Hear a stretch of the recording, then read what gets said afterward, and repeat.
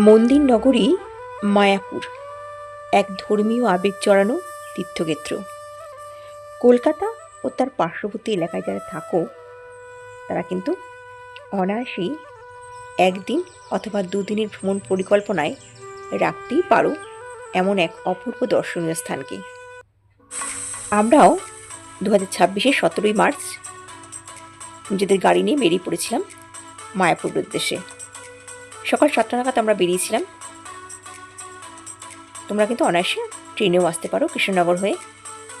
আজ 17ই মার্চ সকাল 7টা বেজে গেছে। আমরা বেরিয়ে পড়েছি আজকে মায়াপুরের উদ্দেশ্যে। এখন আমরা কল্যাণী রোড দিয়ে যাচ্ছি।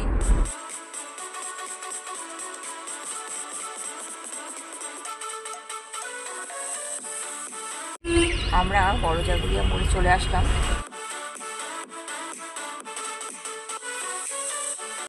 সময় এখন 8টা 6। আমরা কিন্তু রেখে পড়েছি। আমরা বেরিয়ে পড়েছি সেধাম নবদ্বীপ মায়াপুর সবাই মিলে।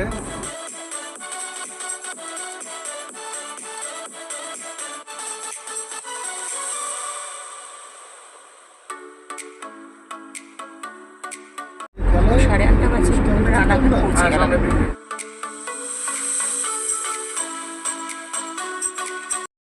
আমরা শান্তিপুরের মধ্যে দিয়ে চলেছি।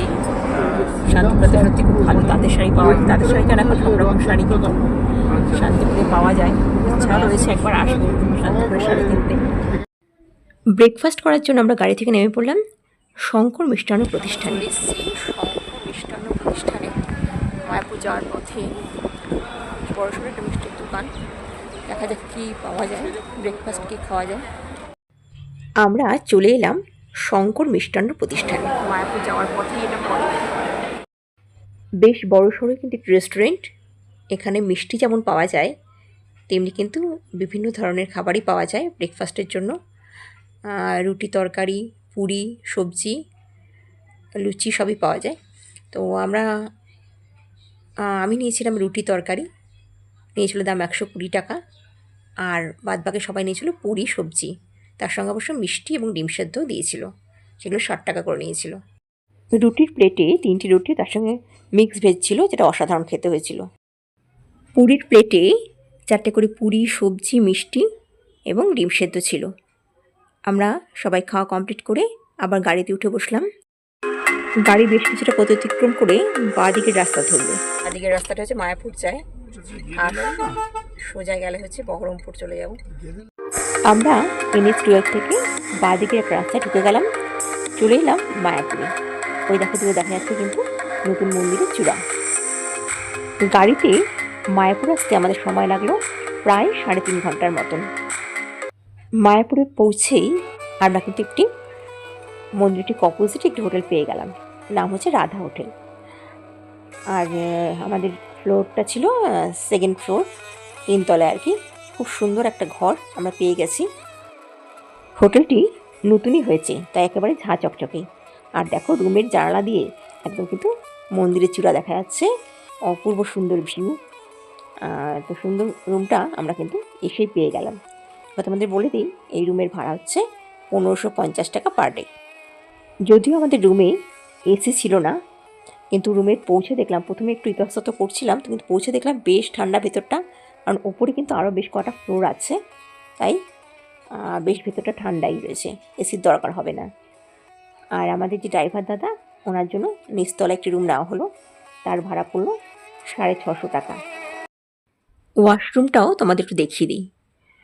বেশ বড় সড়ো এবং পরিষ্কার পরিচ্ছন্ন সব কিছু রয়েছে। গিজার রয়েছে, বেসিন রয়েছে, কোমোট রয়েছে, শাওয়ার সবই রয়েছে, বেশ ভালো। অবশ্যই আমরা পৌঁছে গেছি আমাদের হোটেলে। বেশ সুন্দর রুম, ডিলাক্স রুম দিয়ে দিয়েছে। ভালো হয়েছে, পুরো সুন্দর একেবারে মন্দিরের ভিউ পাচ্ছ। সত্যি তাই, সারাদিন ধরে মন্দির দর্শন করতে পারবে। আমরা হোটেলের রুমে কিছুক্ষণ বিশ্রাম নিয়ে তারপরে 1টা নাগাদ চলে এলাম মন্দির চত্বরে। আমাদের খাবার ব্যবস্থা হয়েছিল, কুপন কাটা হয়েছিল আর কি প্রসাদের জন্য নামহট্ট ভবনে। তো খেতে চলে এলাম। এখানে আমরা চটি খুলে তারপর আমরা খেতে গিয়েছিলাম 2 রকমের নিরামিষ তরকারি, ডাল, আর তার সঙ্গে পায়েস ছিল খাবারে। নামহট্ট ভবনে প্রসাদের কুপনের দাম ছিল জনপ্রতি 60 টাকা। এছাড়া কিন্তু আরও অন্য ভবনেও কিন্তু খাবার কুপন পাওয়া যায়, তার দামও কিন্তু বিভিন্ন। এরপরে আমরা চলে এলাম গোশালা স্টলে। এখানে ঘি, মধু, ধূপকাঠি আর বিভিন্ন জিনিস কিন্তু পাওয়া যায়। আমরা অনেক কিছু কিনলাম। গোশালা স্টলের পাশে রয়েছে একটি বইয়ের দোকান, যেখানে অনেক ধর্মীয় বই কিন্তু বিক্রি হচ্ছে। ডাব থেকে চলে এসেছি। ডাবের দাম এখানে যথেষ্ট বেশি, 80 টাকা করে। আমরা এখন আছি গদা ভবনের কাছে। দেখো প্রচুর লোক, কিন্তু দেখো এখানে কিন্তু প্রতি সময় ভিড় থাকে। মন্দির চত্বরের ভেতরে কিন্তু প্রচুর দোকানপাটও আছে। আর আমরা ভোগ প্রসাদ গ্রহণ করার পর ভেবেছিলাম নবদ্বীপে চলে যাবো এই পথেই, কিন্তু এখন সব মন্দির বন্ধ, তাই ভাবলাম বিকেলেই যাব। এখন যাচ্ছি হোটেলের রুমে। বিকেলবেলা আমরা চলে এলাম মায়াপুর লঞ্চ ঘাটে। এই লঞ্চে করে আমরা নবদ্বীপ যাচ্ছি।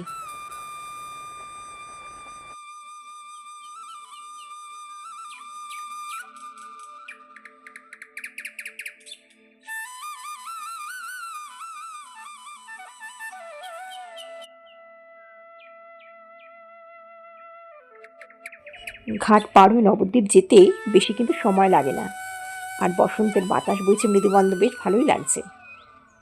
আমরা খুব তাড়াতাড়ি কিন্তু নবদ্বীপ পৌঁছে গেলাম। আমরা পৌঁছে গেলাম নবদ্বীপে ঘাট পার হয়ে, বেশিক্ষণ লাগলো না। ঘাটের কাছেই প্রচুর টোটো দাঁড়িয়ে থাকে, তো টোটো করেই সমস্ত নবদ্বীপটা কিন্তু তোমরা ঘুরে ফেলতে পারো। আমরা দরদাম করে একটি টোটোতে উঠলাম। আমাদের 350 টাকায় সমস্ত নবদ্বীপের যে কটা দর্শনীয় স্থান আছে সেগুলি ঘুরিয়ে দেখাবে ঠিক হলো। তো আমরা উঠে পড়লাম টোটোতে। আমরা টোটোতে উঠে পড়েছি। প্রথমেই আমরা চলে এলাম রাধারানীর মন্দিরে। আমরা চলে এসেছি রাধারানীর মন্দিরে।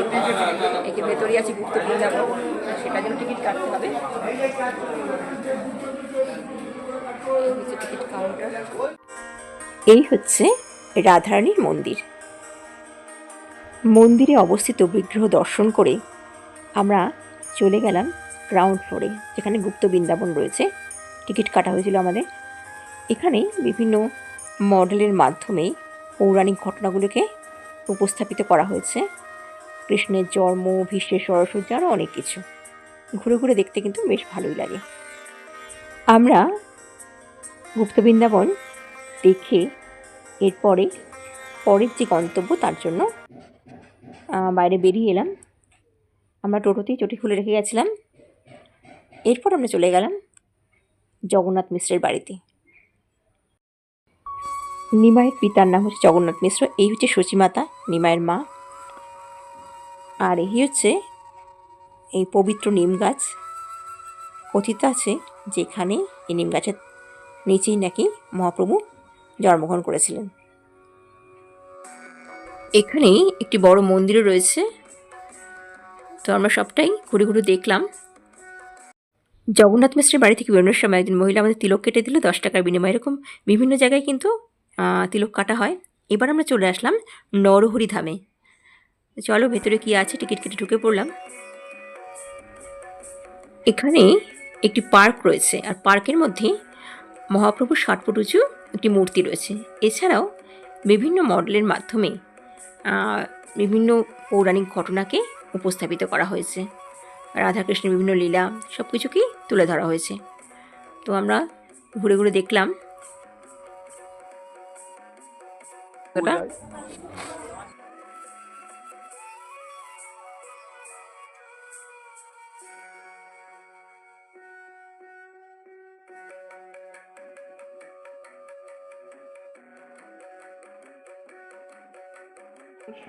এরপরে আমরা চলে এলাম ধামেশ্বর মহাপ্রভুর মন্দিরে, যেখানে মহাপ্রভুর পাদুকা রাখা রয়েছে। আর এটা হচ্ছে পশ্চিমবঙ্গ সরকারের হেরিটেজ কমিশন দ্বারা একটা ঐতিহ্যশালী সম্পদ রূপে ঘোষণা করা হয়েছে এই মন্দিরকে। তো আমরা চলে এলাম সেখানে।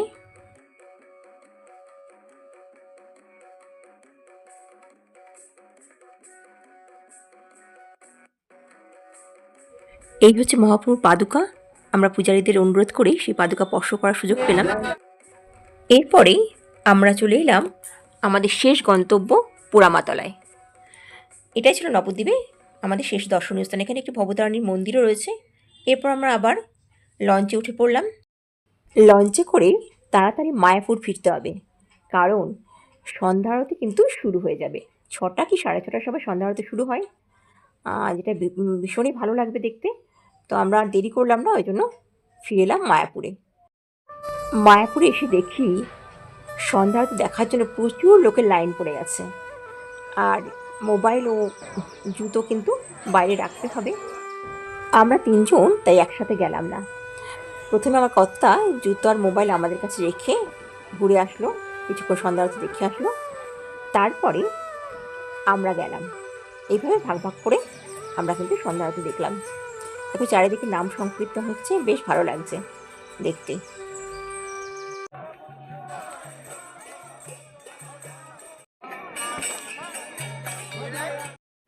মায়াপুরে সারা বছরই কিন্তু এরকম লোক সমাগম থাকে, তাই উৎসবের মেজাজ কিন্তু একটা সবসময় চোখে পড়ে। আজ 18ই মার্চ, আজকে আমাদের মায়াপুর ভ্রমণের দ্বিতীয় দিন। প্রথমে সকলকে সুপ্রভাত। তো এখন আমরা চলে এসেছি ইস্কনের মন্দির চত্বরে।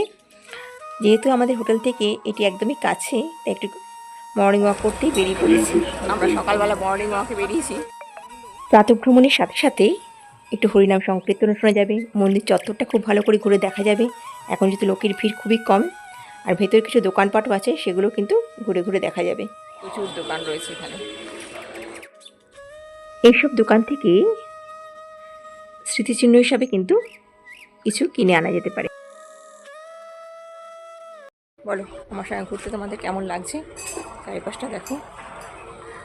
সকালবেলা এরকম জায়গায় মর্নিং ওয়াক করতে সত্যিই কিন্তু ভীষণ ভালো লাগে। সকালবেলা হাঁটতে হাঁটতে এই দোকানটায় চলে আসলাম। দেখো এই ব্যাগগুলো হ্যাঁ গিফট হিসাবে কিন্তু দেওয়া যায়, রিজনেবলই দাম। হ্যাঁ 50 টাকা করে। বেড়াতে এসে টাকাটা বড় কথা না, নিয়ে যাওয়াটা হচ্ছে একটা ছোটোখাটো যে জিনিস নিজেই ভালো লাগে, বেশ একটা স্মৃতি।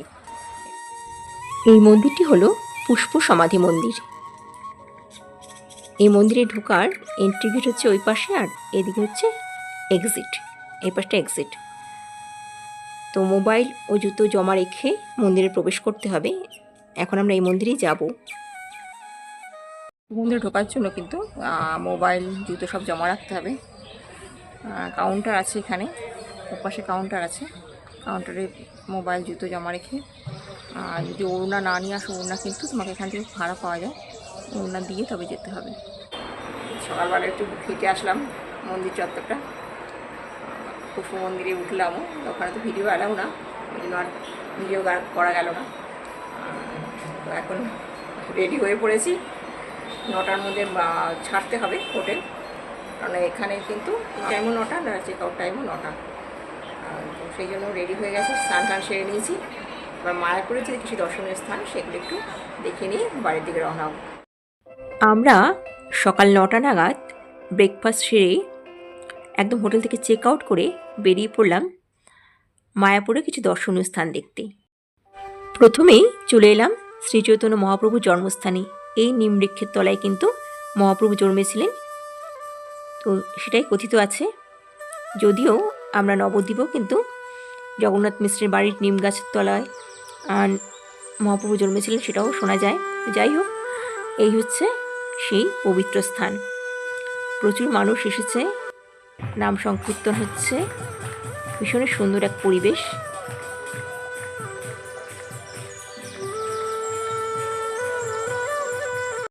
আমরা চলে এসেছি মায়াপুরে শ্রী চৈতন্য মহাপ্রভুর জন্মস্থানে। নিম গাছ দেখালাম তোমাদের, নিম গাছের তলাতেই মহাপ্রভু জন্মেছিলেন।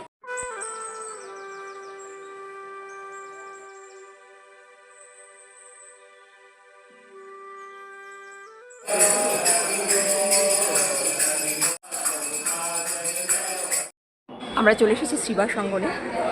এখানে কিন্তু জগাই মাথায় উদ্ধার হয়েছিলেন, জগাই মাথায় উদ্ধার হয়েছিলেন শ্রী মহাপ্রভু উদ্ধার করেছিলেন। সন্ন্যাসীদের সমাধি এখানে হয়। শ্রীবাস অঙ্গনের পাশেই রয়েছে অদ্বৈত ভবন, আমরা চলে এলাম সেখানে।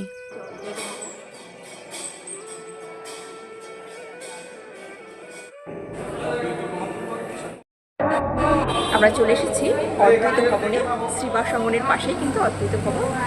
একই অটো থেকে নেমে দুটো কিন্তু পরপর দেখা হয়ে যেতে পারে, দুটো একসঙ্গে দেখে নিলাম। অদ্বৈত ভবন দেখে আমরা চলে এলাম শ্রী চৈতন্য মঠে। এটি শ্রী চৈতন্যদেবের মাসির বাড়ি নামে পরিচিত। তিলক করে দিচ্ছে মন্দিরের সামনে, তিলক করে নিলাম। ঢুকে পড়েছি শ্রী চৈতন্য মঠে, যেটা মহাপ্রভুর মাসির বাড়ি বলা হয়। এখানে কিন্তু অনেক কিছু দেখার রয়েছে, একদম তালিকা তৈরি করে দেওয়া আছে। এটি একটি সমাধি মন্দির, পাশেই রয়েছে একটি জলাশয়।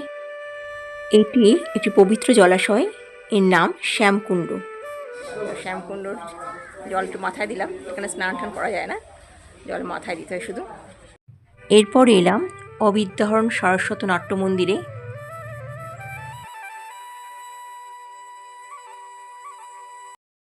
আমরা চলে এসেছি অবিদ্যাহরণ সারস্বত নাট্য মন্দিরে। ওই মন্দির চত্বরেই রয়েছে। এখানে আমার ঘিয়ের প্রদীপ জ্বালিয়ে কিন্তু আরতি করার আর কি ব্যবস্থাও রয়েছে, কেউ চাইলে আরতি করতে পারো। আমরা চলে এলাম শ্রীল প্রভুপাদের ভজন কুটির দর্শন করতে। ওই মন্দির চত্বরেই কিন্তু রয়েছে। তার পাশেই রয়েছে শ্রী চৈতন্যদেবের লীলা প্রদর্শনী গৃহ। প্রদর্শনী গৃহে কিন্তু ঢুকে পড়েছি, কিন্তু এখানে ভিডিও করা কতটা নিষেধ করে তেমন দেখাতে পারলাম না। এই প্রদর্শনী গৃহের পাশেই রয়েছে গোশালা।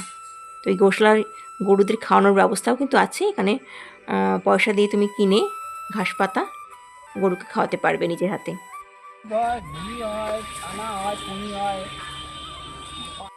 এরপর আমরা চলে এলাম শ্রী চৈতন্যদেবের এক বড় ভক্ত চাঁদ কাজী সমাধিক্ষেত্রে। তিনি কিন্তু ইসলাম ধর্মের মানুষ হলেও শ্রী চৈতন্যদেবের এক বড় ভক্ত ছিলেন। তার সমাধিক্ষেত্রে ধূপকাঠি ও মোমবাতি জ্বালানোর ব্যবস্থা রয়েছে। এরপর আমরা চলে এলাম আমাদের শেষ গন্তব্য জগন্নাথ, বলরাম ও সুভদ্রা দেবীর মন্দিরে।